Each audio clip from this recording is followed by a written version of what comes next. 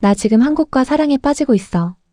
절 앞에서, 시장 골목에서, 한강 야경 앞에서, 성수 거리를 걸으면서 이 말이 멈추질 않았습니다.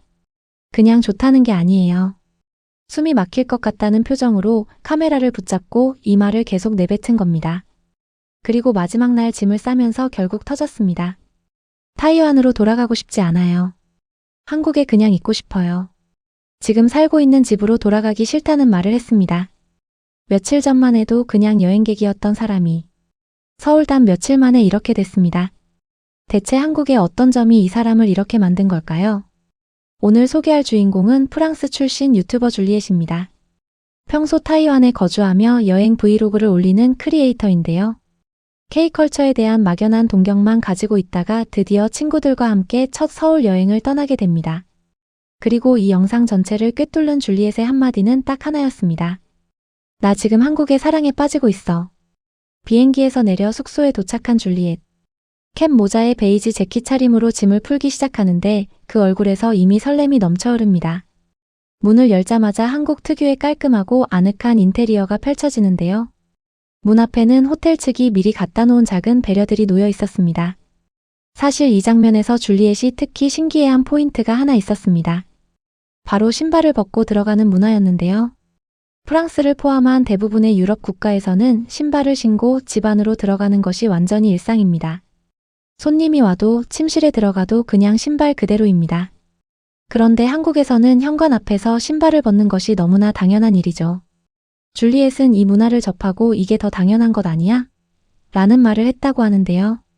청결에 대한 기준 자체가 다른 나라와 다르다는 것을 줄리엣은 서울에서 짐도 풀기 전에 이미 느낀 겁니다. 다음 날 아침 줄리엣 일행이 찾아간 곳은 조계사 일대였습니다. 도심 한복판에 자리 잡은 천년의 절이 현대 고층 빌딩과 어깨를 맞대고 있는 그 풍경. 이 장면을 처음 마주한 줄리엣은 조용히 말을 잃고 맙니다. 그도 그럴 것이 이 구도는 전 세계 어디에서도 보기 힘든 장면입니다. 프랑스 파리를 한번 떠올려 보세요. 노트르담 대성당 뒤에 유리 마천루가 들어서려고 했을 때 온 나라가 뒤집어졌습니다. 역사와 현대는 공존할 수 없다는 인식이 유럽에는 뿌리 깊게 박혀 있거든요. 그런데 서울은요? 수백 년 된 불상이 40층짜리 빌딩을 등 뒤에 둔 채 그냥 자연스럽게 앉아 있습니다. 한국이 과거와 미래를 동시에 살아가는 나라라는 것, 이 한 장의 사진이 모든 걸 설명해 줍니다. 그런데 더 압도적인 장면이 기다리고 있었습니다. 마침 이날은 부처님 오신 날 즈음이었는지 조계사 앞마당에 수천 개의 연등이 하늘을 빼곡히 덮고 있었던 것입니다. 빨강, 파랑, 노랑, 초록 연등이 하늘 전체를 물들이는 이 장면은 줄리엣에게 감각 자체를 흔들어버리는 경험이었을 겁니다. 자막에서 줄리엣은 이 장면을 보며 절과 마천루가 섞인 이 풍경이 자신의 마음을 특별하게 건드린다고 표현했는데요.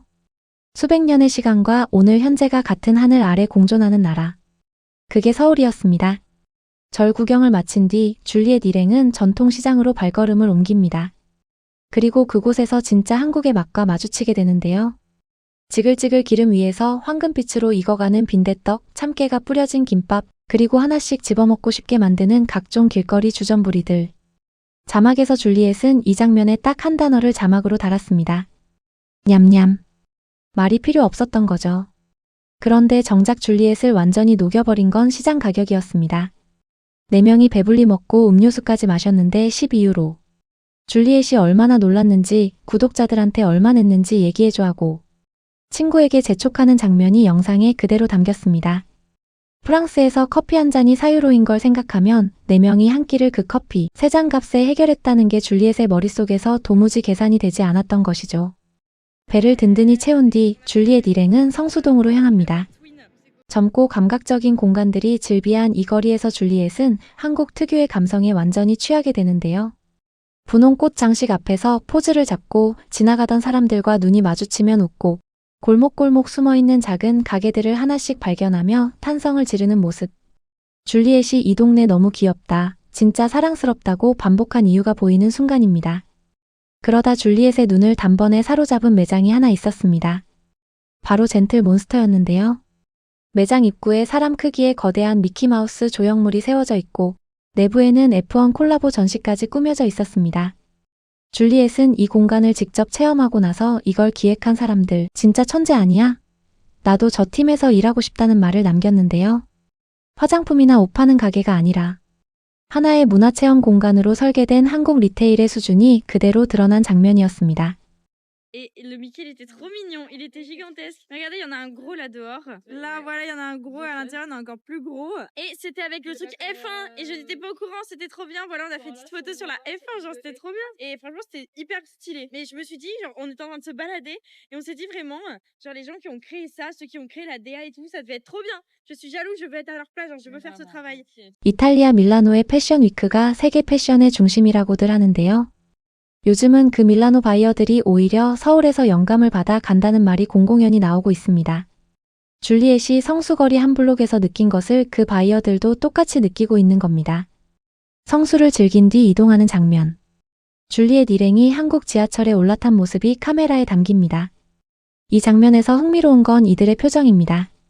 지하철 안에서 완전히 편안하게 앉아 사진을 확인하고 웃고 있는데요. 처음 오는 외국인이 지하철에서 이렇게 여유로울 수 있다는 게 사실 보통 일이 아닙니다. 런던 지하철은 에어컨이 없어서 여름에 사우나나 다름없고 파리 지하철은 냄새와 소음으로 악명이 높습니다. 그런데 한국 지하철은요? 냉방이 완벽하게 되어 있고 어느 역에서 내려야 하는지 한국어, 영어, 일본어, 중국어로 동시에 안내가 나옵니다. 외국인이 서울에서 길을 잃기가 오히려 어려울 정도죠. 줄리엣 일행이 지하철 안에서 여유롭게 사진을 확인하며 웃을 수 있는 건 그 시스템이 그만큼 잘 갖춰져 있기 때문입니다. 마지막 날 줄리엣이 드디어 오매불망 기다리던 장소에 발을 들입니다. 바로 올리브영이었는데요. 자막에서 줄리엣은 올리브영 안에 들어서자마자 나 지금 스킨케어 천국에 있어라고 외쳤다고 하는데요. 쇼핑을 자제하겠다고 다짐했던 그녀가 결국 옷 한 벌을 사고 나오면서 이런 말을 남겼습니다. 인생에는 어쩔 수 없는 일들이 생기거든요. Que je ne faisais plus de shopping.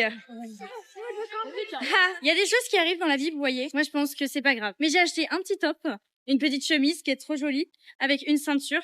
J'ai failli acheter une jupe, mais en fait, elle était vachement courte. Et je me suis dit, on voit mes fesses, là. Ouais, 그리고 그 말을 하면서 활짝 웃는 표정. 이 한 장면이 한국이 지금 전 세계 여성 여행자들에게 어떤 의미인지를 설명해 줍니다. 미국에서 똑같은 한국 스킨케어 제품을 구입하려면 아마존에서 직구하거나 코리아타운 전문 매장을 찾아가야 하는데 한국에서는 이게 그냥 동네 편의점 옆에 있습니다. 그것도 최신 제품들이 즐비하게요. 세계가 한국 뷰티를 따라오는 게 아니라 세계가 한국으로 직접 오고 있는 겁니다. 해가 기울기 시작한 저녁, 줄리엣 일행은 한강으로 향합니다. 노들섬 근처에 자리를 잡고 앉아 저물어가는 서울을 눈에 담는 시간이었는데요. 카메라를 든 실루엣 너머로 서울타워가 흐릿하게 보이고 하늘은 주황빛과 남색빛이 서로 섞이며 물드는 그 순간. 줄리엣은 이 장면을 보며 너무 아름답다, 정말 좋다는 말을 반복했는데 그 목소리에는 단순한 감탄 이상의 감정이 담겨 있었습니다. 곧 서울을 떠나야 한다는 아쉬움 같은 것이요. 밤이 되자 한강은 또 다른 얼굴을 보여줍니다. 다리 위 조명들이 강 위에 길고 고운 선을 그리며 반사되는 그 풍경은 한강을 처음 보는 외국인에게는 그야말로 충격이나 마찬가지였을 텐데요. 줄리엣은 이날 밤 한강을 보고 타이완으로 돌아가고 싶지 않다는 말을 남겼습니다. 그리고 이번 여행에 숨겨진 하이라이트가 있었으니 바로 한국에서 개봉한 영화 팝업 전시였습니다. 악마는 프라다를 입는다 팝업 전시장을 방문한 줄리엣 일행.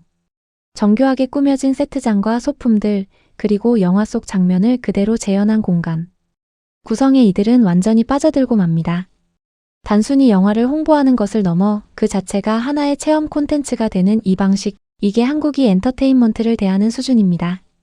영국이나 독일에서 영화 개봉 행사라고 해봐야 레드카펫 정도가 전부인데 한국은 관객이 직접 그 세계 안에 들어가서 사진도 찍고 체험도 하는 공간을 통째로 만들어버립니다. 줄리엣은 서울 마지막 날 짐을 싸면서 이런 말을 남겼습니다. On a déposé Iris. Enfin, moi, je suis dû rentrer parce qu'il fallait que j'appelle. J'avais une réunion. Du coup, bah, ça va être la fin de ce petit vlog parce que demain, bah, on s'envole à 9h50 pour rentrer à la maison. Voilà, c'est un petit peu triste. Moi, je suis triste de quitter les CO. Voilà, j'aimais bien cette ville. Mais c'est pas grave, on rentre à Kaohsiung, donc on rentre en vacances. Merci d'avoir regardé jusqu'au bout. J'espère que ce petit vlog vous a plu. Et puis, bah, je vous fais des bisous.